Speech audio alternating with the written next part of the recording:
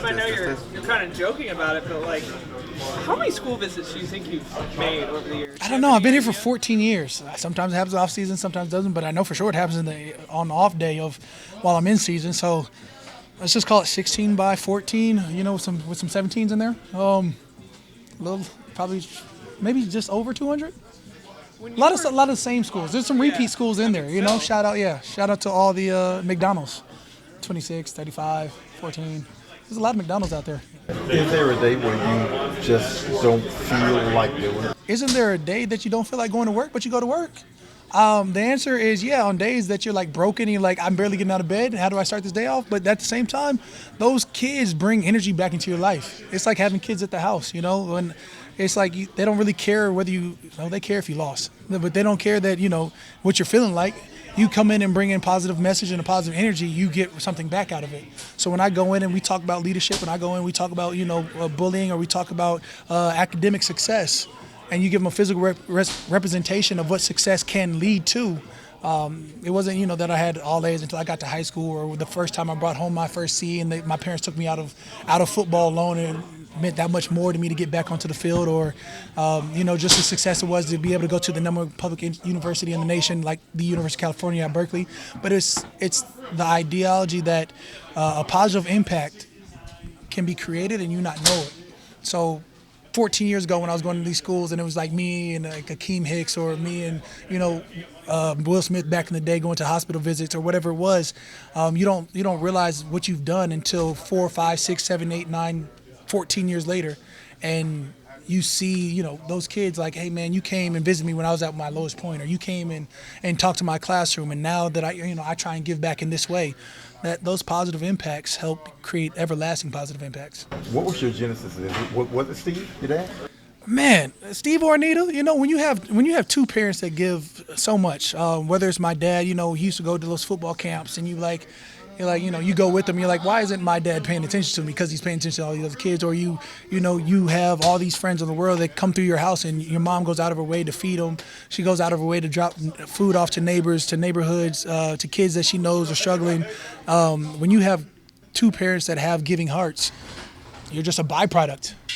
You know, and I feel like I'm sort of competitive in everything I do. When I have teammates like Tyron Matthews and Demario Davis, and you look out into the league, and you got guys like Calais Campbell. Back in the day, you had Steve Smith giving out shoes towards kids out in Carolina. It's like, man, whatever I'm doing, I feel like I'm not doing enough. So you start off the partnering with Crescent City Corps. You create, you know, a coalition of athletes that you can mentor, and you go in through these schools and you pick up different mentees, and you know you feel like as they get to college you can, like, all right, you're grown now, go on, and they never leave. You realize that these positive impacts just sort of happen over time, but they're creating hopefully a better sense of community. What would it mean to you to win it? Everybody knows who Walter Payton is and what it means. Right. I mean, that's huge in itself, to even be nominated for the award.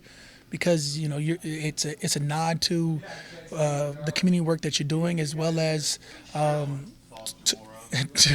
win the award. I don't even know if I could put it in words, because it's something that I've been nominated for previously, and at the same time, it's just a kudos to work being done, and it's almost like a challenge to continue elevating the level of commitment you have to your community. What made you? No, finish. Come on. What made you want to start a scholarship? I mean, it's probably because I've been in so many schools and I see these impacts, and at the end of the day, we're talking, and it's like, you know, I've had random kids like, all right, well, if I, you know, whatever it was, if I get a 4.0, would you pay for college? The answer is yeah, you know, like depending on the situation, whatever it is, and then we follow up, and it's like, oh, I'm still wanting to help. This directly puts into what I believe in is academics can help us all. You know, when I think about kids that are smart enough, kids that are busting their butts, and they still don't have a way to create a new path for them or their family, so they could be the first of their family to get a college education. Like, why wouldn't I want to be a part of that?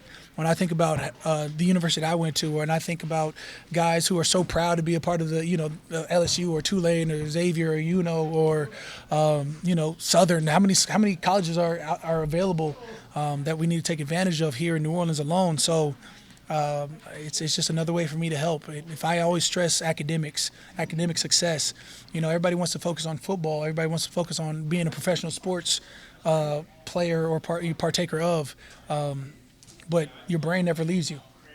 You know, your brain your academic talent is going to be a success that you can stand on forever.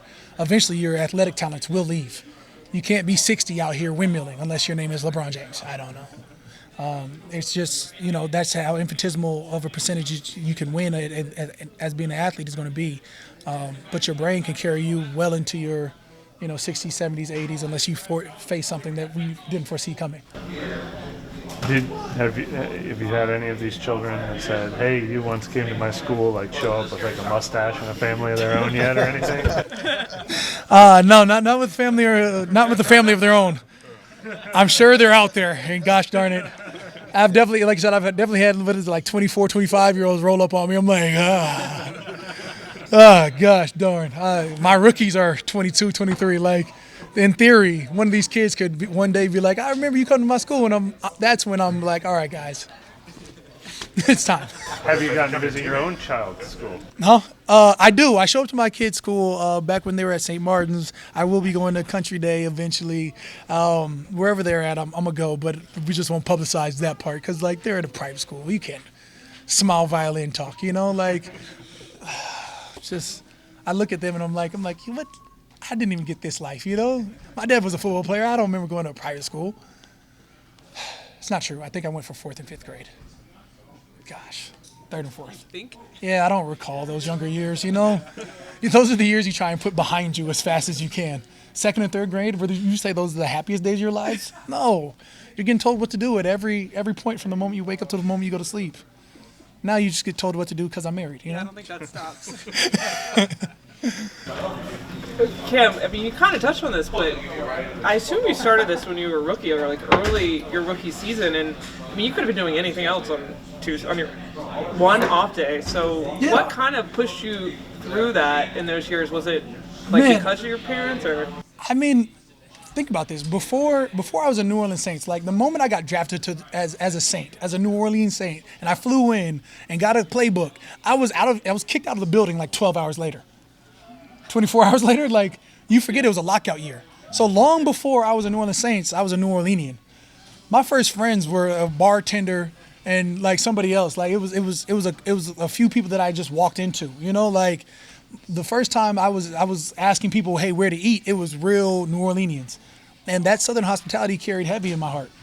Coming from the West Coast, we don't have Southern hospitality. We don't have Western hospitality. I don't think that's a thing. But it's Southern charm, Southern hospitality. It's real life. So those first times you get invited over from your neighbors, you're sitting down like, "Oh, well, where do you get this?" And they're telling you all these things. You're just taking it in. So how could I not want to give back to my community off of that? I didn't have Fast Freddy. Fast Freddy, I was in a tent, and I was at was it Wednesday at the Square Jazz Festival type situation, and there was a Saints tent, and I wasn't allowed to be in there, and I was in another tent because I had met people that became friends, that became the Aces, and that was how I was rolling before Drew Brees threw the off-season program at Tulane. I was already here. I was sleeping on Mark Ingram's couch because he was already training out here. I had friends that had nothing to do with the Saints before I had anything to do with the Saints.